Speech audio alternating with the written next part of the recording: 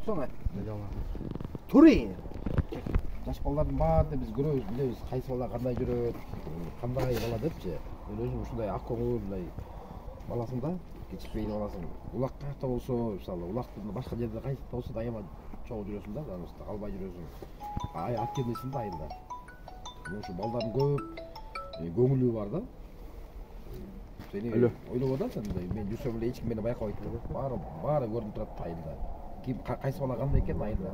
Баарыбыз көрүп турабыз. Акчы балдарды көрүп турабыз. Андан кийин мынакей ушул байкелердин мынакей Амантор, Тилек, Алтынбек, мынакей Дүйшөн, Дайыр баары тең ушул бир оостон да. Анын арасында мен да бармын.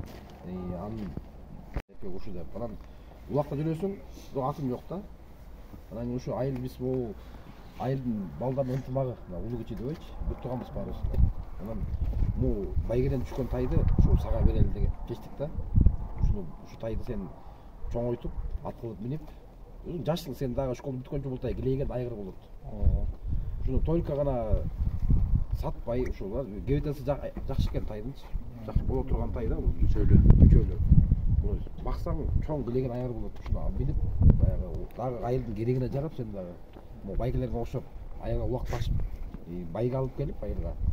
Анан кийин сен дагы бир ушундай бир байгеңди ушинтип айылдын немелерин кеңешип туруп, анан кийин башка өзүңөн күчүү балдарга мынакей деп туруп берип койгонго жараган азамат балдардан болду, макулбу,